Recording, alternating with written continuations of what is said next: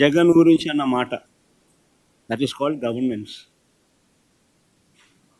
ప్రజాస్వామ్యంలో ప్రజలకు రక్షణగా ఉండాల్సిన బాధ్యత ప్రభుత్వాన్ని. అలాంటి ప్రభుత్వం ఎలా ప్రవర్తిస్తుంది అన్నది వెరీ వెరీ ఇంపార్టెంట్ ఆస్పెక్ట్. అధికార బలం ఉంది కదా అని చెప్పి ఇష్టం వచ్చినట్టుగా ప్రతిదీ కూడా నాకే కావాలి అని చెప్పి దోచేయడం అన్నది, మనది కాని పదవులు కూడా మనకు రావాలి అని చెప్పి ఆశపడడం అన్నది తప్పు.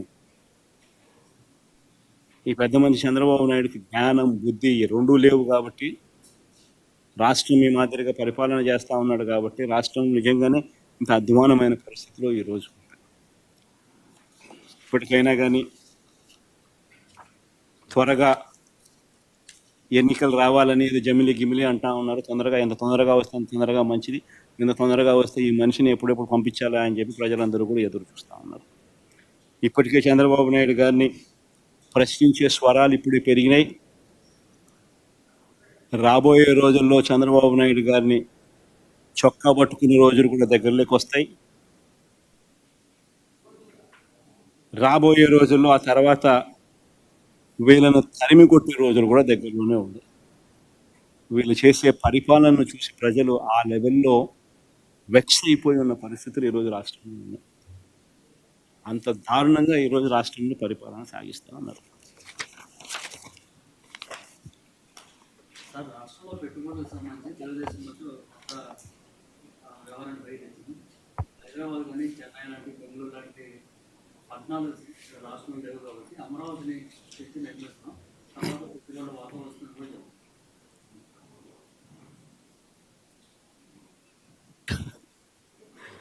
పెట్టుబడులు రావాలి అని అంటే రాష్ట్రం గురించి నువ్వు గొప్పగా చెప్పడం మొదలుపెట్టాలి. నువ్వంతటి నువ్వే ఎక్కడ పడితే అక్కడ రాష్ట్రంలో లేని పరిస్థితులను ఉన్నట్టుగా నువ్వంతకు నువ్వే రాష్ట్రం గురించి నెగిటివ్గా చెప్పడం మొదలు పెడితే ఏ రకంగా కాన్ఫిడెన్స్ ఇస్తావు? డావోస్ దగ్గర నుంచి నీతి ఆయోగ్ దాకా ఈయన స్టేట్మెంట్లు ఏ ఇన్నా చూడండి, రాష్ట్రంలో లేని పరిస్థితులు ఉన్నట్టుగా ఈయనంతటి ఈయనే ఇంప్రెషన్ ఇస్తూ ప్లస్ పరిశ్రమలను అట్రాక్ట్ చేసే విధంగా ఈయన ఏ చర్య తీసుకుంటా ఉన్నాడు? జిందాలలో వస్తే వాళ్ళ మీద కేసులు పెడతా ఉన్నాడు, భయపడిస్తూ ఉన్నాడు, వాళ్ళని భయభ్రాంతులను చేసి పంపించినాడు. వాళ్ళు 10 మందికి చెప్పరా? జిందాల్ లాంటి ఈ పరిస్థితి ఉంటే వాడు 10 మందికి వాళ్ళు 10 మందికి చెప్పరా? వాళ్ళు రాష్ట్రంలో ఏ రకమైన పరిపాలన చేసినారు, చంద్రబాబు నాయుడు అనే వ్యక్తి ఎలాంటి వాడు అని. మన అలాంటి భయానక వాతావరణం రాష్ట్రంలో ఉన్నప్పుడు ఏ పరిశ్రమలైనా ఎందుకు వస్తాయి?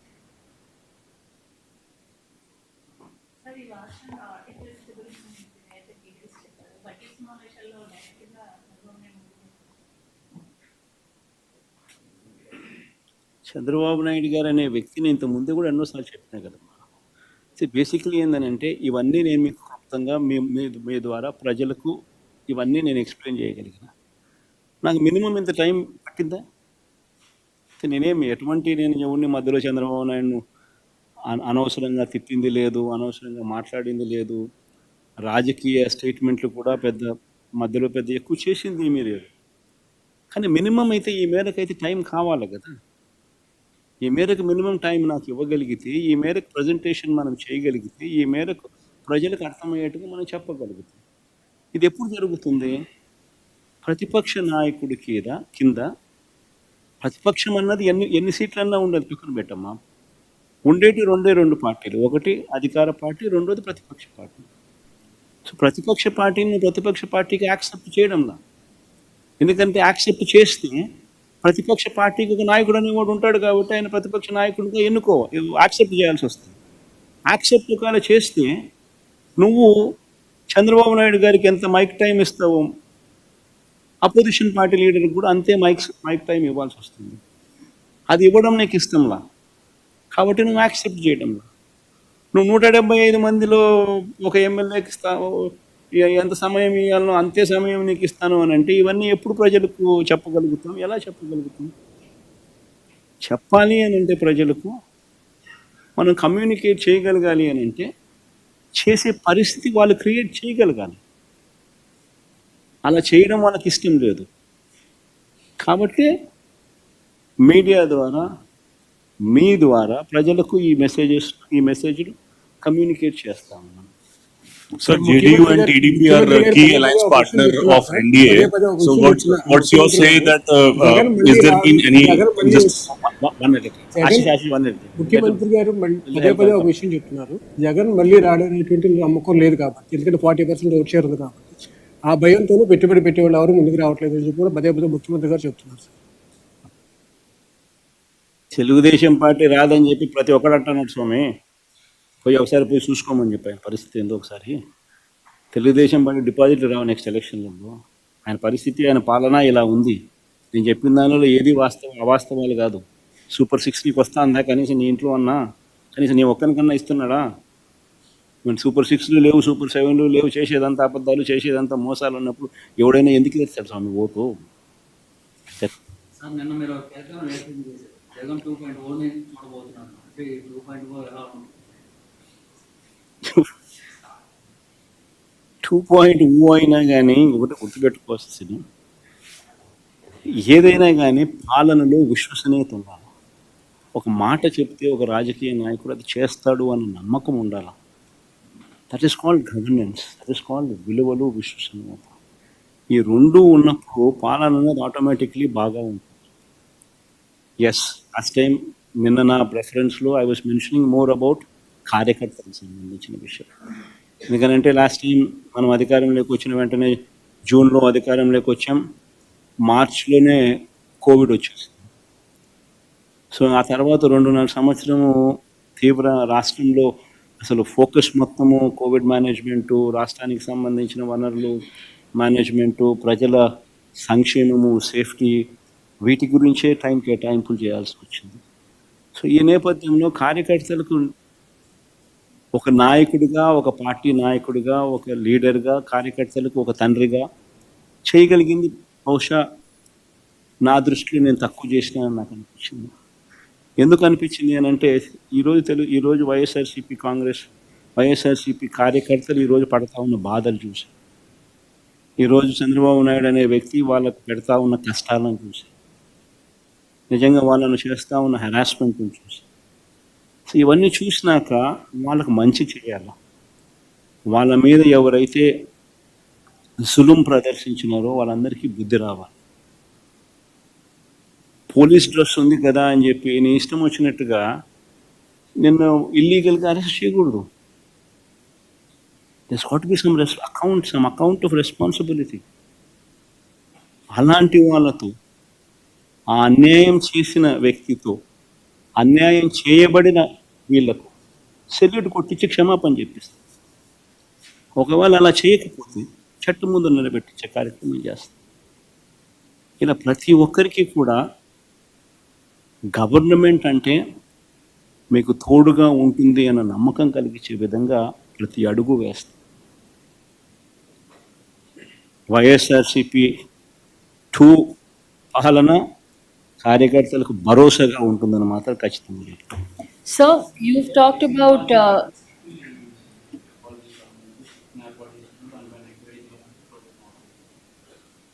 అసలు ఆశ్చర్యకరమించే విషయం, నేను నిన్న ఈనాడు పేపర్లో రాస్తే ఐటమ్స్ చూసిన నాకు నిజంగా ఆశ్చర్యం అనిపించింది. ఒక మనిషిని ఏ రకంగా ఇరికిచ్చాలని తాపత్రయపడతా ఉన్నాను.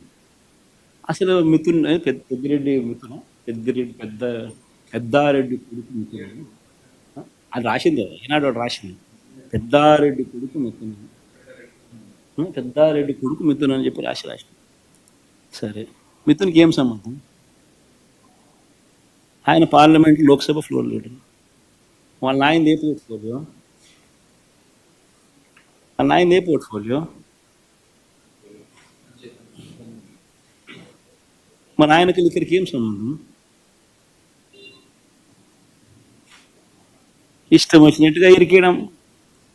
ఆడేడో ఇంకోటి కసిరెడ్డి రాజా, ఎవరో పేరు చెప్పి ఈనాడు రాసి, ఎవడైనా ఆయనకు ఏం సంబంధం? మద్యానికి ఏం సంబంధం? అంటే ఎవడో ఒకటి ఆశీస్సులు ఉండదు, పట్టుకోవడం రావడం, ఆశీస్సులు ఇరికించడం, తీసుకోవడం, పెట్టడం, ఆశీస్ పేరు ఇంకోటి ఎవరితో చెప్పించడం, ఆశీష్ పేరుతో ఇంకొకరు రామచంద్రాడి పేరు, వెంకటరాముడి పేరు, సురేష్ పేరు చెప్పించడం. ఇది కేసుల్లో నిలబడతాయి ఎన్ని. అసలు ఎవడైనా కానీ డబ్బు ఎందుకు ఇస్తాడు? ఫస్ట్ ఫండమెంటల్ క్వశ్చన్ ఆలోచన చేయాల్సింది. అందరూ ఆలోచన చేయండి. డబ్బు ఎవడైనా ఎందుకు ఇస్తాడు? అయ్యే రేట్లే కదా చంద్రబాబు నాయుడు హయాంలో ఉన్నది. సేమ్ బేసిక్ రేట్లే కదా ఇంకా మన హయాంలో బేసిక్ రేట్లు సేమ్ పెట్టి ట్యాక్సులు పెంచినాం. బేసిక్ రేట్ అదే కదా చంద్రబాబు నాయుడుకి ఇచ్చినడం వల్ల. ఈనాడు రాస్తాడా చంద్రబాబు నాయుడు తీసుకున్నాడని? మరి చంద్రబాబు నాయుడుకి ఇచ్చినప్పుడు ఇంకోరికి ఎందుకు ఇస్తారు? ఇంకా మన హయాంలో వాల్యూమ్స్ తగ్గినాయి, రేట్లు షాక్ కొట్టే విధంగా ట్యాక్సులు పెంచినాయి. సో ట్యాక్సులు పెంచి బేసిక్ రేట్ అట్టే ఉంచి వాల్యూమ్స్ తగ్గేట్టుగా చేసిన వాళ్ళకి ఇస్తారా? అది చంద్రబాబు నాయుడు గారి హయాం మాదిరిగా వాల్యూమ్స్ పెంచినోనికి, చంద్రబాబు నాయుడు హయాంలో రేట్లు కూడా పెంచినోనికి రేట్లు పెంచినోనికి బేసిక్ రేట్లు కూడా పెంచినాడు. చంద్రబాబు నాయుడుకి ఇస్తారు, వాళ్ళకి ఇస్తారా? This basic fundamental question.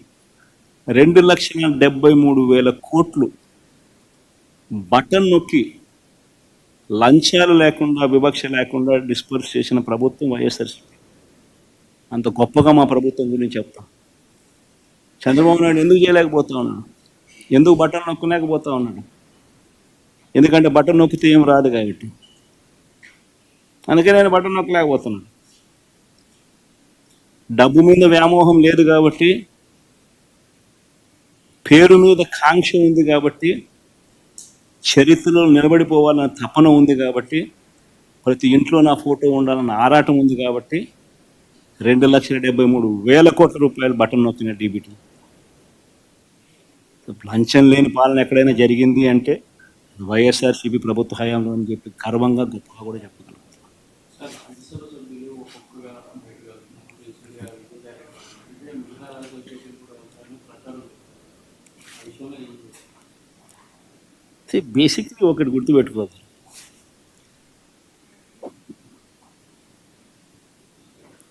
పదకొండు మంది మాకు రాజ్యసభ సభ్యులు ఉన్నారు. పోయిన వాళ్ళు ఎంత? 3 పోయినారు. సాయిరెడ్డితో కలుపుకుంటూ 4 పోయినారు. బేసిక్లీ పోయే ప్రతి ఒక్కరికి కూడా నేను ఒకటే మాటే చెప్తా. రాజకీయాలలో ఉన్నప్పుడు క్యారెక్టర్ ఉన్నాను, క్రెడిబిలిటీ అనే పదానికి అర్థం తీసుకున్నాను. రాజకీయాలలో ఉన్నప్పుడు కాలర్ ఎగరేసుకొని చెప్పాలి, పలానోడు మా నాయకుడు అని. అది ముఖ్యమంత్రి అయినా సరే, ఎమ్మెల్యే, ఎంపీ అలాంటి ఆయనైనా సరే, ఎమ్మెల్యే అయినా ఇలాంటి అయినా సరే, ఎవరి గురించి అయినా కానీ ఇట్లా గొప్పగా చెప్తాం. కానీ మనమంతటి మనమే ప్రలోభాలకు లొంగో, భయపడో, ఏదో కారణం చేత మనమంతటి మనమే మన వ్యక్తిత్వాన్ని, మన క్యారెక్టర్ని, మన క్రెడిబిలిటీని మనం బలంగా పెట్టి మనం కాంప్రమైజ్ అయ్యి అటువైపు మనం పోతే మన గౌరవం ఏంది? మన వాల్యూ ఏంది? మన క్యారెక్టర్ ఏంది? మన క్రెడిబిలిటీ ఏంది? ఇది ప్రతి ఒక్కరూ రాజకీయాల్లో ఉన్నప్పుడు ఆలోచన చేసుకోవాలి. ఈ కష్టం అనేది ఎల్లకాలం ఉండదు. డెమోక్రసీ అంటేనే 5 years. మ్యాక్సిమం నీకున్న కష్టకాలం 5 years. 5 years if you can just hold on, then your time will come. One should always have the patience, always have the character and credibility within ourselves to stand up. అది సాయిరెడ్డికైనా అంతే, పోయిన 3 ఎంపీలకైనా అంతే. ఒకవేళ నువ్వు చెప్తా అన్నట్టు ఇంకా ఒకడో అరో ఇంకా పోయే కార్యక్రమం జరిగితే వాళ్ళకైనా ఇంతే. ఒకటి చెప్తా ఉన్నా, వైఎస్ఆర్సీపీ ఈరోజు ఉంది అని అంటే అది వీళ్ళందరి వల్ల లేదు. వైఎస్ఆర్సీపీ ఈరోజు ఉంది అని అంటే దేవుడి దయ, ప్రజల ఆశీస్సుల వల్ల వైఎస్ఆర్సీపీ ఈరోజు ఉంది. ఒక లీడర్గా మనం ప్రవర్తించే తీరు తలెత్తుకునే విధంగా ఉండేట్టుగా ఎప్పటికీ ఉంటే ప్రజలు ఎప్పుడూ ఆశీర్వదిస్తారు.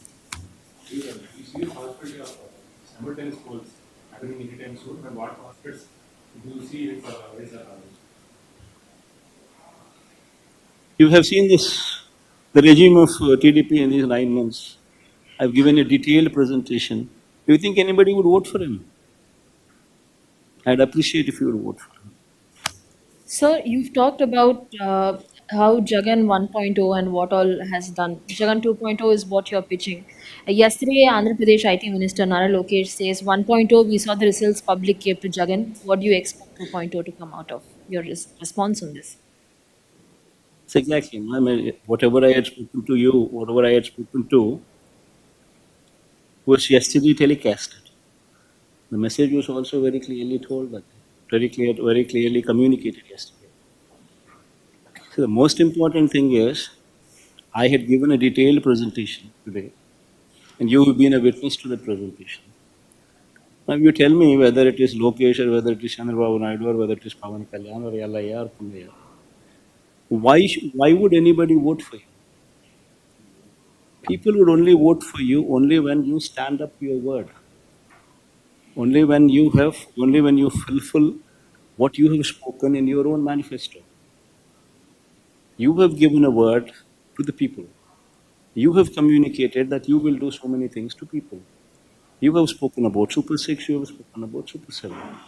Now, if you were to not deliver whatever you had spoken, would it not be treated as betrayal by the people?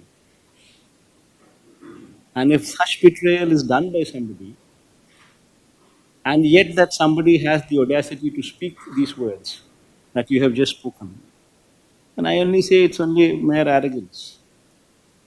And ultimately, people will teach them a lesson. So the Higher Education Ministry also recently, in the Acer report that came out, it has been said that the last 5 years there hasn't been much development in a higher education and education department in Andhra Pradesh. Several students have been lacking as well. This the TDP is alleging as a lapse in YSRCP governance, because of which the students were unable to reach their full potential. Acer report usually, what was this Acer report? When did it come out? When did they do the survey? I think they did it in December. December which year? 2024. Then, from June to December, is it not good enough period for somebody to ruin the education system? You should ask yourself the same question. What I just spoke about, what I just spoke about some time back, you have successfully ruined the TOEFL classes, which was a part of your education curriculum. From the 3rd class itself, as a period it was given to the children. You have removed it. You have successfully removed English medium. You have successfully removed CBSE. You have successfully stopped Nadu. You have successfully stopped a distribution of tabs. When you yourself successfully since June till now have successfully been doing all these things, and if somebody were to come to your classrooms in December, after successfully ruining everything what has been put forth on a platter, then obviously what would the outcome be? See, all these things are all manipulative figures. So BJP is making allegations that during your regime, central schemes funds were transferred to the welfare schemes which were on your name for your own promotion. What's your say on that? Ashish, you cannot do that. Ashish, you can't do that. In fact, if you're part of governance, you would yourself know that nobody has the authority to divert any such central government funds from one scheme to another scheme. You can't do it. Within 21 days, if you were to not restore the balance, there is going to be a penal amount what the central government would charge. And not only that, further funds will be stopped. So that being the case, nobody can do whatever you're trying to say that somebody has done. It cannot happen that way. No diversion of funds can take place. In fact, this system came into existence during the last 5 years itself. Seeing what Chandrababu Naidu has done. One last question. JDU and TDP are key alliance partner of NDA, and hence Bihar has got quite a lot in the bucket during the union budget. Andhra did not. So what's your say on that? Do you think it's injustice? That's exactly what I spoke about. No? Chandrababu Naidu does not have the sincerity to prevail upon central government to get whatever the state is due. That is the problem with Chandrababu Naidu. Whereas Nitish Kumar has more of such sincerity within him, and he is ensuring that his state benefits. See, until unless you ask, nobody is going to give. This man never asks anything. This man doesn't even, one will not even, one would be surprised. I seriously don't understand why he is in power. Neither is he bothered about the promises that he made during the election campaign, neither is he bothered about the manifesto that he has given, neither is he bothered about doing something to the poor, doing something good to the poor. He's least bothered about anything. His only purpose in life to be in that chair is to loot the state. That is what we've been seeing in these 9 months. Whether I like it or not, this is the reality which has been displayed in these 9 months. All these facts that I have just put forth, nothing out of heartburn.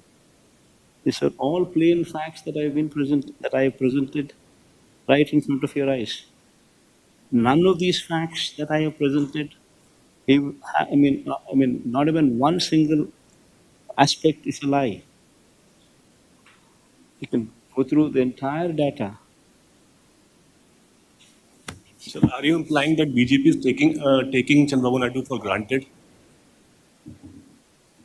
So who is taking whom for granted, I do not know. But you should ask Chandrababu Naidu this question, not me, no? Assembly సమావేశాలు నేసారు కూడా బహిష్కరిస్తున్నారు. Assembly సమావేశాలు అన్నది మనం బహిష్కరిస్తున్నామనే దానికన్నా you should ask the speaker why is he not responding to the court. స్పీకర్ని అడగాలి. వాళ్ళు హోదా అయిపోతే ప్రతిపక్ష హోదా కోర్టు సమన్స్ ఇచ్చింది. కోర్టు స్పీకర్ను రెస్పాండ్ కమ్మని చెప్పింది. ఎందుకు రెస్పాండ్ కాడన్నా? రెస్పాండ్ అయినారు అని అంటే సమాధానం చెప్పాలి కదా. సమాధానం నువ్వు చెప్పాల్సి వస్తుంది, ఇవ్వాల్సి వస్తుంది. కనీసం మీ ఎమ్మెల్యేలు అయినా వెళ్ళి స్పీకర్ ఇదే క్వశ్చన్ అడగచ్చు కదా మీరు. ఒకటి గుర్తుపెట్టుకోవాల్సింది, మనం ప్రతిపక్షంలో ఉన్నాం. మన డ్యూటీ ఏంది? ప్రజలకు మెసేజ్ కమ్యూనికేట్ చేయడం. నీ ద్వారా కమ్యూనికేట్ చేసినా ఈ మాదిరిగా సిన్సియర్గా, ఈ మాదిరిగా ఫ్యాక్ట్స్ అన్నీ చెప్తూ, ఈ మాదిరిగా ప్రజెంటేషన్ చేస్తూ ప్రజలకు సత్యాలు చెప్పడం మోస్ట్ ఇంపార్టెంట్ థింగ్. ఇప్పుడు ఇవన్నీ లైవ్ టెలికాస్ట్ జరుగుతూ ఉన్నాయి. సమాధానం చెప్పండి వాళ్ళను. That is what people want. నువ్వు నేను ఎదురుగా గుద్దుకోవాల్సిన పనులా, కొట్టుకోవాల్సిన పనులా, కుస్తీ పడాల్సిన పనులా, ఎదురుగా ఉండాల్సిన పనులా నేను నీకు చెప్పినా నువ్వు చెప్పు, సమాధానం చెప్పు. వాళ్ళు వీటి మీద మాట్లాడట్లేదు. మీరు ఏవైతే అంటున్నారో అవన్నీ జగన్ గత ప్రభుత్వంలో తప్పులు చేయడం వల్ల ఇప్పుడు అదే చెప్పేది. ఎందుకంటే వాళ్ళు చేయాలని లేదు. చేయాలని లేనప్పుడు కనీసం సిన్సియారిటీ టు అపాలజైజ్ కూడా లేదు. నువ్వు చేయాలని ఇప్పుడు చేయలేని పరిస్థితి అని చెప్పి తెలిసి సాధ్యం కాని హామీలు నువ్వు ఇచ్చావు. సాధ్యం కాదని తెలిసి నువ్వు హామీలు ఇచ్చావు. సో నువ్వు మొట్టమొదటి రోజు నుంచే మోసం చేయడానికి నువ్వు అడుగులు ముందుకేసావు. మోసం అని చెప్పి ఏ రోజైతే నువ్వు బయటికి ఫేస్ చేయాల్సి వచ్చినప్పుడు ఆ మోసం చేసినందుకు నేను సారీ అని కూడా నువ్వు చెప్పలేకపోతా ఉన్నావు. ఆ చెప్పే చిత్తశుద్ధి, సిన్సియారిటీ కూడా నీలో లేదు. దాంట్లో కూడా నువ్వు ఇతరుల మీద ఏలెత్తి చూపించి ఎందుకు నేను చేయలేకపోతున్నాను అని చెప్పి జస్టిఫై చేసే కార్యక్రమం చేస్తా ఉన్నావు. సో దాని అర్థం ఏంది? నీకు సోల్ లేదు. You do not have the heart of the soul. What is very important for a politician. రాజకీయ నాయకుడికి మంచి మనసు ఉండాలి. మంచి మనసు ఉంటే